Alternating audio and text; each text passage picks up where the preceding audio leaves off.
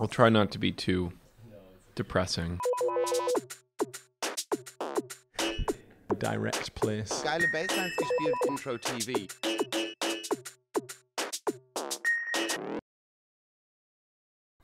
I'm Owen Pallett and you're watching Intro TV.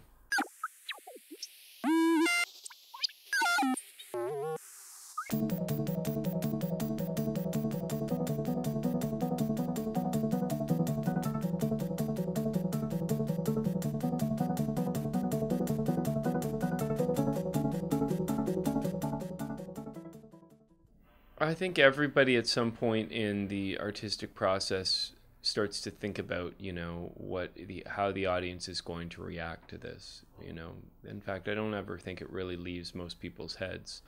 And so to kind of say something as simple as, is it going to be poppy or is it not poppy is kind of a little reductive, because everybody makes a decision as to make their music, primed for a particular environment. Some people deliberately, mix and master and record their records to sound good in cafes and sound good in coffee shops, and other people make their stuff ready for the dance floor, and other people do it for the radio. And I think you kind of got to go into any situation thinking, just kind of examining that. With this record, I really wanted to make a record that would sound good in other contexts other than just headphones, but also would sound good on headphones, and that was a real goal. So if you were to say, is it meant to be kind of poppier and reach out to more people, then yeah, certainly, yeah.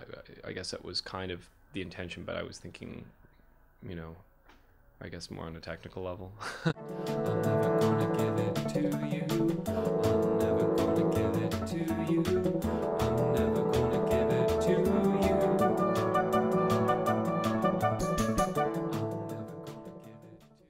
I've done a couple of orchestral shows, and they've gone well, but conceptually I think it's kind of a little stupid.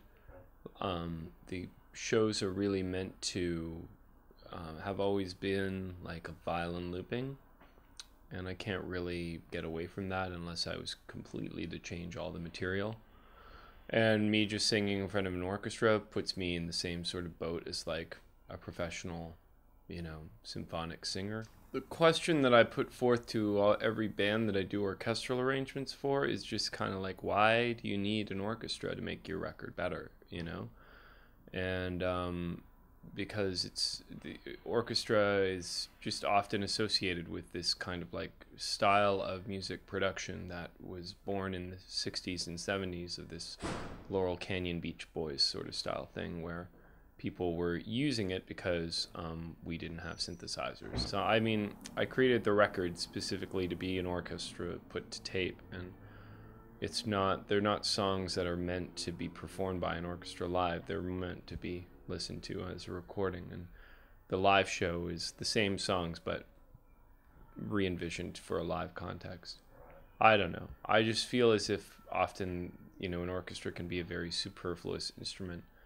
People will talk about there being kind of resurgence of the orchestra in independent music or whatever, but if you turn on Pop 40, there's an orchestra on everything. You know what I mean? There's an orchestra on Goo Goo Dolls. There's orchestras on Aerosmith, in the early 2000s. So it's like, I don't understand, or 90s or whatever that was. So anyways, I just think that it's an expensive and superfluous instrument, and so I don't see any point as to why I would want to perform with one. When I went into making the record, I really wanted to try and skirt the idea that this was a concept album or had any sort of pretensions as such. But the narrative aspect is meant to more form a mythology, where in every song there's certain signifiers that kind of create this sort of hidden interconnectivity between each of the songs, which then, if upon closer examination, you could string together into a narrative.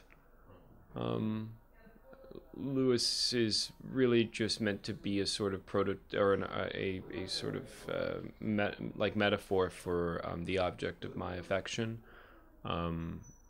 It's not really meant to be any more sort of pretentious or bizarre than like somebody singing about, a baby, or...